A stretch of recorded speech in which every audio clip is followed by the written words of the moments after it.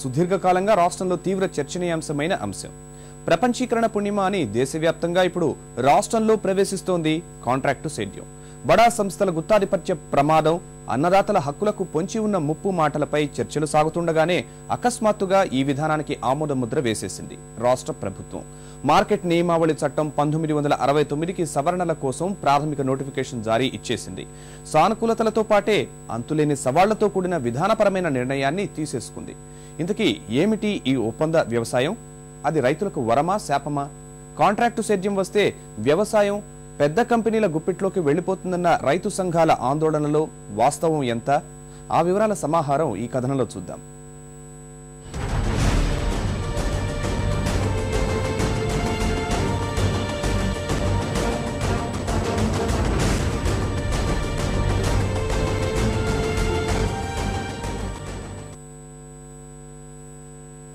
రాష్ట్రంలో ఒప్పంద వ్యవసాయం పూర్తి స్థాయిలో ప్రారంభం కానుంది. తొలిసారిగా ప్రభుత్వం దీనికి అధికారికంగా ఆమోదముద్ర వేసింది. ఇంతకీ ఏమిటి కాంట్రాక్ట్ వ్యవసాయం? స్థూలంగా చెప్పాలంటే దీని ప్రకారం పెద్ద మాల్స్ ముందుగా రైతులతో ఒప్పందాలు చేసుకుని కూరగాయలు సాగు చేయించి తెచ్చుకుంటున్న మాదిరిగానే ఇకపై పెద్ద కంపెనీలు రైతులతో ఒప్పందాలు చేసుకుని కావాల్సిన పంటలను పండిస్తాయి. ఈ విధానం మన రాష్ట్రంలోనే కొత్తగా వస్తున్నదేం కాదు. ప్రపంచ వాణిజ్య సంస్థ నియమావళి ప్రకారం వ్యవసాయోత్పత్తుల విషయంలో అంతర్జాతీయ సరళికి అనుగుణంగా కేంద్రం ఇప్పటికే మోడల్ మార్కెట్ చట్టాన్ని ప్రయోగాత్మకంగా అమల్లోకి తెచ్చింది. దానిలో భాగంగానే కాంట్రాక్టు వ్యవసాయానికి అనుమతిస్తూ రాష్ట్ర ప్రభుత్వం తాజా ఉత్తర్వులు విడుదల చేసింది. ప్రభుత్వం ప్రతిపాదిస్తున్న ఒప్పంద సేద్యం పూర్తి స్థాయిలో అమల్లోకి వస్తే రాష్ట్ర సేద్యపు రంగంలో అత్యంత కీలక మార్పులు రానున్నాయి. సంప్రదాయ వ్యవసాయ విధానమే రూపు మారిపోతుంది.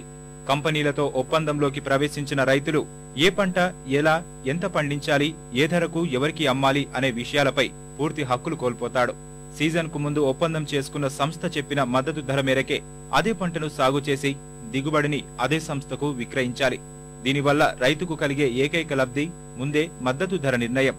దీనికి సంబంధించే గతంలో వైఎస్ ప్రభుత్వం కాంట్రాక్టు వ్యవసాయం నిబంధనలు విడుదల చేసి విమర్శలకు గురైంది. రాష్ట్రం మొత్తం విస్తృత స్థాయి చర్చకు తెరతీసింది. అదే తరహాలో కొద్ది మార్పులతో కొత్త ఒప్పంద వ్యవసాయ విధానాన్ని తీసుకొచ్చింది ప్రభుత్వం. కాంట్రాక్టు అమ్మకాలనేవి ఇప్పటికీ మన మార్కెట్లోకి ప్రవేశించబడుతూ ఉన్నాయి. ఈ కాంట్రాక్టు వ్యవసాయం అలాగే కాంట్రాక్టు వ్యాపారం వల్ల రైతాంగానికి తీవ్ర నష్టం అని చెప్పని గతంలో రైతు సంఘాలు, రైతులు అనేక ఉద్యమాలు కొనసాగించారు. రాజశేఖర రెడ్డి గారు ముఖ్యమంత్రిగా ఉన్నప్పుడు కాంట్రాక్టు వ్యవసాయం, కంపెనీ వ్యవసాయం తెచ్చే సందర్భంగా పెద్ద ఎత్తున ఆందోళన జరిగితే ఉపసంహరించుకున్నారు. అలాగే చంద్రబాబు నాయుడు కూడా కంపెనీ వ్యవసాయాన్ని ఉపసంహరించుకోవడం జరిగింది. కానీ మన ప్రభుత్వాలు పట్టు వదలని విక్రమార్కుల్లాగా ఏ పద్ధతిలోనైనా కాంట్రాక్టు వ్యవసాయం తెచ్చి కార్పొరేట్లకు వ్యవసాయాన్ని అప్పగించేటటువంటి ప్రయత్నం చేస్తూ ఉన్నారు. రైతుల ప్రయోజనాల మాటేమో గాని ఖజానా నింపుకోవడానికే ప్రభుత్వం కొత్త ఎత్తుగడతో మాల్స్ కు లబ్ధి చేకూర్చే ఒప్పంద వ్యవసాయాన్ని తెరమీదకు తెచ్చింది అనే విమర్శలు బలంగా వినిపిస్తున్నాయి. ఈ పద్ధతి ద్వారా అన్నదాతల ఉత్పత్తులు శ్రమ లేకుండా మాల్స్ కు, వ్యక్తులకు దక్కే మార్గం సుగమం చేస్తోంది ప్రభుత్వం. సంప్రదాయ విధానంలో రైతు నచ్చిన పంటను వేసుకుని నచ్చిన ధరకు నచ్చిన వారికే అమ్ముకునే అవకాశం ఉంది. ఒప్పందం విధానంలో అలా కాక అంతా కాంట్రాక్టు సంస్థలు చెప్పిన మేరకే జరుగుతుంది. అంటే నిర్దిష్ట మొత్తంలో ప్రభుత్వం వెళ్లాల్సిన వివిధ రకాల పన్నుల ఆదాయానికి ఎలాంటి ఢోకా లేకుండా పని ముగిసిపోతుంది. ఇంత పక్కాగా ఆదాయంపై దృష్టి పెట్టిన ప్రభుత్వం ఇప్పటికే గ్రామాల్లో లోపాయికారి ఒప్పందాలతో రైతులను మోసగిస్తున్న వారిపై చర్యల గురించి నిబంధనల్లో ఎక్కడా చెప్పలేకపోయింది. మాల్స్ పై ఇప్పటి వరకు ఎలాంటి నియంత్రణ లేకపోగా దానిపై దృష్టి పెట్టాల్సిన ప్రభుత్వం వారిని రైతులపై వదులుతూ మధ్యవర్తిగా వ్యవహరిస్తోంది. దీనికి ఒప్పంద వ్యవసాయంగా పేరు పెట్టి ఉత్తర్వులు విడుదల చేసింది. కాంట్రాక్టు వ్యవసాయంలో నిబంధనలన్నీ పరిశీలించినా అవి ఎక్కడా రైతులకు అండగా నిలిచిన దాఖలాలు కనిపించవు. ఆ నిబంధనలు చూస్తే ఉత్పత్తిని కొనుగోలు చేసే వ్యక్తి లేక సంస్థ రైతులతో, సంఘాలతో పంట కాలానికి ముందే ఒప్పందం చేసుకోవాలి. రైతులు ఒప్పందం మేరకు సదరు వ్యక్తి చెప్పినట్లుగా భూమిని చదును చేసి పురుగు మందులు, ఎరువులు ఉపయోగించి పంట సాగు చేయాలి. పంట నాణ్యతగా దిగుబడి వచ్చేందుకు అవసరమైన సలహాలు వారు చెప్పినట్లే చేయాలి. కొనుగోలు చేసే వ్యక్తి, రైతు పరస్పరం సంతకాలు చేస్తూ ఒప్పందం చేసుకోవాలి. రైతుల పంట ఒప్పంద ప్రమాణాల మేరకు నాణ్యత లేకపోతే కంపెనీలు తిరస్కరించవచ్చు. దీనికి పరిహారం కోరే హక్కు లేదు. రైతులు మద్దతు ధర ప్రకారం కంపెనీలకే పంటను ఇవ్వాలి. మార్కెట్లో ఎక్కువ ధరలు ఉంటే రైతులు బహిరంగ మార్కెట్లోనూ విక్రయించుకోవచ్చు. లేదా ఆ మేరకు ధరలు ఇస్తే సదరు కంపెనీకే విక్రయించుకోవచ్చు. మాల్స్ కు రైతులకు మధ్య జరిగే ఒప్పందమంతా మార్కెటింగ్ శాఖ అధికారుల సమక్షంలోనే ఉంటుంది. దీనిలో మార్పులు చేసుకుంటే పక్షం రోజుల్లో అధికారులకు తెలపాలి. వ్యక్తులు లేక కంపెనీలు రైతులతో చేసుకున్న ఒప్పంద పత్రాలు మార్కెటింగ్ అధికారులకివ్వాలి. మాల్స్ లేక కంపెనీలు వ్యక్తులు చెప్పిన పంటలనే రైతులు సాగు చేయాలి.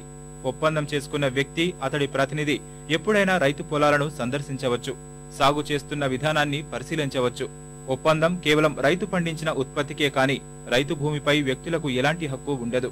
నియమాలు ఏదైతున్నాయి చాలా స్పష్టంగా ఉన్నాయి. ఎక్కువ వైలేషన్ ఎక్కడ అవుతుందంటే బయ్యర్ ఏదైతుందో బయ్యరు అసలు అగ్రిమెంటే సైన్ చేయట్లేదు. కాబట్టి బయ్యరు ఎప్పుడైతే వైలేట్ చేస్తాడో అది కాగ్నిజబుల్ అఫెన్స్ చేస్తే తప్ప ఈ చట్టం అమలు కాదు. దీని ఉద్దేశం మాత్రం నెరవేరదు. ఇక రెండో విషయం, వీళ్ళు ఆర్గనైజర్స్ ని పెట్టుకుంటున్నారు. కనీసం ఆర్గనైజర్కి ఐడెంటిటీ కార్డు కంపెనీ ఇవ్వట్లేదు. సపోజ్ ఏదైనా ఇబ్బందులు వచ్చినప్పుడు అంతా బయ్యరే చూసుకుంటాడు, మాకేం సంబంధం లేదని కంపెనీ తప్పించుకుంటుంది. తర్వాత ఆ బయ్యర్ మోహం తప్పించుకుంటాడు. కాంట్రాక్ట్ అయిన సేద్యానికి అంటే ఒప్పందం చేసుకున్నట్టు రైతు అడవులు అది ఇబ్బందులు చాలా పడుతున్నాడు. ఇక్కడ ఈ వైలేట్ చేసినప్పుడు అంటే కాంట్రాక్ట్ నిబంధనలు వైలేట్ చేసినప్పుడు ఏం చేయాలనే దాని మీద స్పష్టత లేదు. రెండు, అసలు కాంట్రాక్టే సంతకం చేయకుండా ఓరల్ అగ్రిమెంట్ మీద నడుస్తున్నాయి. వాటిని గురించి పరిష్కారం చేయకుండా ఏ చట్టం ఏ కాగితాలు రాసినప్పటికీ ఇది రైతులకు ఉపయోగపడదు. తర్వాత రైతులకి నష్టదాయకంగా కూడా మారుతుందండి. రాష్ట్ర ప్రభుత్వం ఒప్పంద సేద్యం అని హడావుడిగా ప్రకటించిన ఈ నిబంధనల అసలు మాతృక కేంద్ర ప్రభుత్వం ప్రపంచ వాణిజ్య ఒప్పందంలో భాగంగా అనుసరిస్తున్న మోడల్ మార్కెట్ నిబంధనలు. వాటినే ఒప్పంద వ్యవసాయం పేరుతో అమలు చేస్తోంది రాష్ట్ర ప్రభుత్వం. ఈ ఒప్పందంలో రైతులకు అండగా నిలిచి గిట్టుబాటు ధరలు ఇప్పించే ఏర్పాటు లేదు. ఒప్పంద వ్యవసాయం పేరుతో విడుదల చేసిన జీవోలో కొనుగోలు చేసే వ్యక్తి, రైతులు ఒప్పందం చేసుకుని ఆ విషయాన్ని తమకు తెలియజేయాలని మార్కెటింగ్ శాఖ చెప్పింది. ప్రస్తుతం అమలులో ఉన్న విధానంలోనే లోపాలు సవరిస్తే రైతులకు మేలు జరుగుతుందనే విషయాన్ని ప్రభుత్వం ఏమాత్రం పట్టించుకోవటం లేదు. ఒప్పంద వ్యవసాయంలో ఉన్న లోతుపాతులు పరిశీలిస్తే రైతులు తోచిన పంటలు పండిస్తూ మద్దతు ధరల కోసం ప్రభుత్వంపై తెస్తున్న ఒత్తిడిని తప్పించుకునే ప్రయత్నంలా కనిపిస్తోందనే విమర్శలు లేకపోలేదు. వ్యక్తులు, మాల్స్ కు రైతులతో ఒప్పందం వల్ల మార్కెట్ సెస్ రూపాయి కూడా చేజారకుండా వసూలు చేసుకోవచ్చు. కంపెనీలు వేల ఎకరాల్లో ఒకే పంట సాగు ద్వారా పెద్ద మొత్తంలో ఎగుమతులు చేయించి WTO ఒప్పందాన్ని అమలు చేసిన దేశంగా గుర్తింపు పొందొచ్చు. కంపెనీలే క్షేత్రస్థాయి సలహాలిచ్చి సాగు చేయిస్తాయి కాబట్టి ప్రభుత్వ సిబ్బందిని అంచెలంచెలుగా తొలగించి ఖర్చును తగ్గించుకోవచ్చు. రైతులకు విత్తన, ఎరువుల రాయితీలు, ఉత్పత్తులకు ఇచ్చే బోనస్ ధరల బాధ్యత నుంచి తప్పుకోవచ్చు. రాయితీల కోసం రైతులు అడిగే అవకాశం ఉండదు. ఎందుకంటే కంపెనీల కనుసన్నల్లోనే వ్యవసాయం ఉండి అధికారులు గ్రామాల్లో కనిపించరు కాబట్టి. రైతులకు వాస్తవంగా ప్రయోజనం చేకూర్చాలనే ఉద్దేశమే ప్రభుత్వానికి ఉంటే ఇప్పటికే అనేక కమిటీలు ఇచ్చిన నివేదికల ఆధారంగా చర్యలు తీసుకుంటే సరిపోతుంది. కానీ ఈ ఒప్పంద వ్యవసాయంతో రైతులకు ఒరిగేదేమీ లేకపోయినా సమస్యలు మాత్రం తలెత్తే అవకాశం ఉంది. ప్రభుత్వం విడుదల చేసిన జీవోను పరిశీలిస్తేనే అనేక ప్రశ్నలు ఉత్పన్నమవుతున్నాయి. ప్రస్తుత విధానంలోని మార్కెట్లలోనే రైతులకు న్యాయమైన ధర ఇప్పించలేని ప్రభుత్వం ఒప్పంద వ్యవసాయంతో కంపెనీలతో ఎలా ఇప్పించగలదు? ఒప్పందాల మేరకు రైతులు ఒకే చోట లక్షల ఎకరాల్లో సాగు చేశాక బహిరంగ మార్కెట్లో ధరలు పడిపోతే కంపెనీలు ఖచ్చితంగా కొనుగోలు చేస్తాయనే నమ్మకం లేదు. కంపెనీలు కొనుగోలు చేయకపోతే, బహిరంగ మార్కెట్లలో ధరలు పడిపోతే రైతులు ఏమి చేయాలనేది జీవోలో చూపలేదు. ఒప్పందం ప్రకారం రైతులు పంటను నాణ్యతగా దిగుబడి సాధించలేకపోతే కంపెనీలు కొనకపోవచ్చు లేక తిరస్కరించవచ్చు. కొంటే ఒప్పంద ధర మాత్రం లేదనే వెసులుబాటు కంపెనీలకుంది. ప్రకృతి వైపరీత్యాలతో నలిగిపోతున్న రైతులకు ఊరట కలిగించేందుకు ఒప్పంద వ్యవసాయంలో ఒక్క నిబంధన కూడా లేదు. పైగా నాణ్యత విషయంలో కంపెనీకే వెసులుబాటు ఇచ్చారు. ప్రకృతి వైపరీత్యాలతో నాణ్యత దెబ్బతిన్న పంటను కొద్దిపాటైనా ప్రభుత్వం కొనుగోలు చేయిస్తోంది. ఇకపై ఈ అవకాశం రైతులకు ఉండదు. గతంలో ఇలాంటి కాంట్రాక్టు వ్యవసాయమే వివిధ రూపాల్లో చేయించారు. కుప్పంలో సూక్ష్మ బిందు సేద్యం పథకం అలాంటిదే. అనంతరం వైఎస్ హయాంలో కంపెనీ సేద్యం తీసుకొచ్చారు. దీనిపై విమర్శలు రావడంతో దాన్ని సహకార సేద్యంగా మార్చారు. వ్యవసాయ శాఖ కూడా విత్తన గ్రామాలను ఏర్పాటు చేసింది. ఈ పథకంలో రైతులు పండించిన విత్తన పంటలను వ్యవసాయ శాఖ కొనుగోలు చేయలేక విఫలమైంది. ఇప్పటి వరకు ఇలాంటి ప్రయత్నాలేవి రైతులకు ప్రయోజనం చేకూర్చలేదు. మళ్లీ కొత్తగా ప్రభుత్వం విడుదల చేసిన ఒప్పంద వ్యవసాయం ఉత్తర్వుల్లో కూడా రైతులకు ప్రయోజనంగా ఉండే నిబంధనలు ఏవీ లేవు. ఒప్పంద వ్యవసాయం ఈ సీజన్ నుంచే ప్రారంభించాలనేది ప్రభుత్వ నిర్ణయం.